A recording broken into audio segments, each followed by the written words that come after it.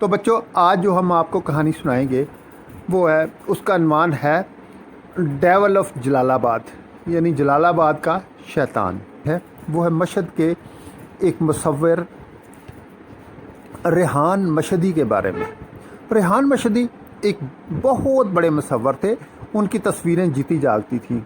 ان کا ایک شاگرد تھا جس کا نام تھا شیراز مشہدی۔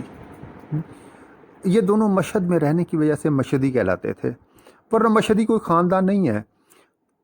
تو ایک دفعہ شیراز مشہدی نے ایک تصویر بنائی جس میں سے ایک خوبصورت لڑکی سہمی ہوئی انداز میں بیٹھی ہوئی ہے، اور وہ بڑی خوف زدہ سی ہے، اور اس کی طرف ایک بوڑھا سا آدمی جس کے بال کھڑے ہوئے ہیں اور کھڑے ہوئے کان ہیں، یعنی وہ خوفناک نظروں سے اس کی طرف دیکھ رہا ہے، اس کی آنکھوں میں سے شعلے نکل رہے ہیں۔ یہ تصویر اس نے اپنے ڈرائنگ روم میں رکھ دی۔ تو ایک دن ریحان مشہدی صاحب کسی کام سے گئے ہوئے تھے، غالباً انہیں حکمران نے، مشہد کے حکمران نے کسی اہم مشورے کے لیے بلایا تھا، اور شیراز مشہدی گھر میں اکیلے تھے۔ اس کی ریحان مشہدی کی ایک بیٹی تھی، بہت ہی خوبصورت اور بہت ہی عقل مند اور پڑھی لکھی، جس کا نام تھا شائستہ مشہدی۔ تو اتنے میں کیا دیکھتے ہیں کہ ایک بوڑھا تصویر والا آدمی جس کی تصویر بنائی تھی شیراز مشہدی نے، وہ کمرے میں داخل ہوا۔ اس نے کہا، ریحان صاحب کہاں ہیں؟ ریحان مشہدی کہاں ہیں؟ شیراز مشہدی نے کہا کہ وہ تو کسی کام سے گئے ہوئے ہیں۔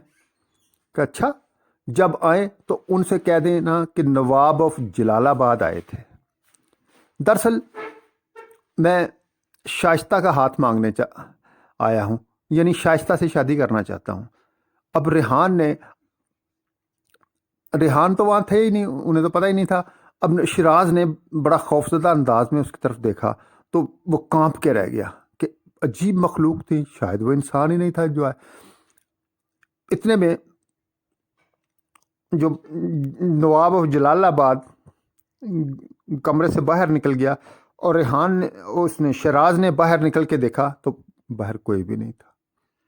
اگلے دن اسی وقت وہ آدمی دوبارہ گھر میں داخل ہوا۔ اس وقت ریحان مشہدی صاحب بھی موجود تھے۔ انہوں نے کہا، ریحان مشہدی صاحب، میں نواب آف جلال آباد ہوں، آپ سے میں شائستہ کا ہاتھ مانگتا ہوں۔ اگر آپ کو میری مالی حیثیت کا اندازہ کرنا ہے تو یہ لیں۔ اس نے ایک چھوٹی سی صندوقچی دی، چھوٹا سا ڈبہ دیا جس میں ہیرے جواہرات بھرے ہوئے تھے۔ اس نے کہا کہ آپ یوں کریں کہ کسی جوہری کو دکھا لیں اور ان کی ویلیو کا، ان کی مالیت کا پتہ چل جائے گا۔ اور یہ آدمی کون ہے؟ اس نے شیراز کی طرف اشارہ کیا، ان کا یہ اپنا ہی آدمی ہے۔ کہ اچھا، چلو اسی کو بھیج دیں۔ اب شیراز شہر کے بہت بڑے جوہری کے پاس گیا اور انہیں وہ ہیرے دکھائے۔ اس نے کہا، بات یہ ہے شیراز صاحب، یہ آپ نے کہاں سے ہیرے لیے؟ یہ تو بہت قیمتی ہیرے ہیں، میرے پاس تو اتنے رقم ہی نہیں کہ میں ادا کر سکوں، شاید کسی بادشاہ کے پاس کے خزانے میں بھی اتنی رقم نہ ہو اتنے پیسوں کو اس کو ادا کر سکے۔ خیر، شیراز نے آ کے ریحان کو یہ سب کچھ بتا دیا کہ سر، یہ تو بہت قیمتی جواہرات ہیں۔ تو جلال آباد کے نواب نے کہا کہ آپ ایسا کریں کہ کل تک شائستہ کو تیار رکھیں، میں پھر آؤں گا اور میرا نکاح اس کے ساتھ کر دیں۔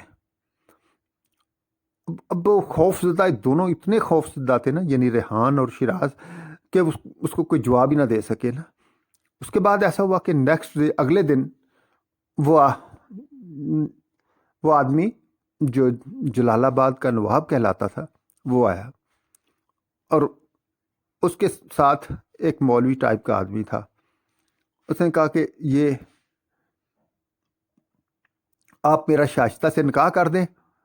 اور اس نے کہا، ابھی نکاح رجسٹر کرنے والا تو آدمی نہیں ہے۔ انہوں نے کہا، کوئی بات نہیں، میں کاغذ دیتا ہوں اور قلم دان نکالتا ہوں۔ اس نے اپنے لباس میں سے قیمتی قلم دان نکالا جو کہ جواہرات کا بنا ہوا تھا، اور اس نے کیا کیا، اس شائستہ سے نکاح اس کا ہو گیا، اور نہ وہ شائستہ کو لے کے گلی میں آیا، اور پھر باہر نکل کے اس نے شیراز نے دیکھا تو دونوں غائب تھے۔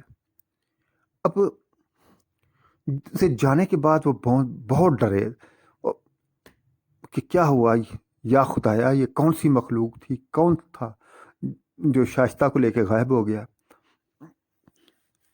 اب 1 دن 2 دن 7 دن ہفتہ مہینہ سال گزر گئے، شائستہ کا کوئی نشان نہیں ملا۔ ریحان اور شیراز نے پورے ملک میں اسے ڈھونڈا، بیرونی ملک میں بھی گئے اور جا کے ڈھونڈا، لیکن نہیں ملا۔ ایک دن دونوں بیٹھے ہوئے تھے کہ اچانک شائستہ نا گھر میں داخل ہوئی۔ وہ بڑی ڈری ہوئی اور سہمی ہوئی تھی۔ اس نے کہا مجھے بچائیے، مجھے بچائیے، یہ جو ہے جس آدمی سے آپ نے میری شادی کی ہے وہ ایک خبیث جن ہے، بلکہ شیطان ہے، انسان نہیں شیطان ہے۔ اب اتنے میں کیا دیکھتے ہیں کہ وہی خبیث جن، وہی شیطان اندر داخل ہو جاتا ہے۔ اچھا، وہ شائستہ کو پکڑ کے باہر لے جاتا ہے۔ وہ دونوں پیچھا کرتے ہیں، جب گلی میں جاتے ہیں تو کوئی وہاں نام و نشان نہیں ہوتا ان کا۔ اب کئی سال گزر جاتے ہیں، بہت تلاش کرتے ہیں شائستہ کو نا، وہ نہیں ملتے۔ اب جو تصویر بنی ہوتی ہے، ریحان کو اس تصویر سے چڑ ہو جاتی ہے کہ یا کیا خبیث آدمی کی تصویر ہے، اور ساتھ میری بچی سہمی ہوئی بچی ہے۔ اب ایسا ہوتا ہے ایک دن وہ غصے میں آ کے اس تصویر کو پھاڑ دیتا ہے۔ جو ہی تصویر کو پھاڑتا ہے تو ایک زبردست زوردار دھماکہ ہوتا ہے، پھر چیخوں کی آواز آتی ہے جس میں شائستہ کی چیخیں ہوتی ہیں اور شیطان کی چیخیں ہوتی ہیں، وہی نواب آف جلال آباد کی۔ پھر کیا ہوتا ہے، اچانک شائستہ کی میت اور اس شیطان کی میت وہاں پڑی ہوتی ہے۔ دراصل اس کی جان، اس شیطان کی جان اس تصویر کے اندر ہوتی ہے۔ جو ہی ریحان اس تصویر کو پھاڑتا ہے، وہ دونوں کی موت ہو جاتی ہے، موت واقع ہو جاتی ہے۔ وہ مرتے مرتے شائستہ کا گلا گھونٹ دیتا ہے، اس کو مار دیتا ہے۔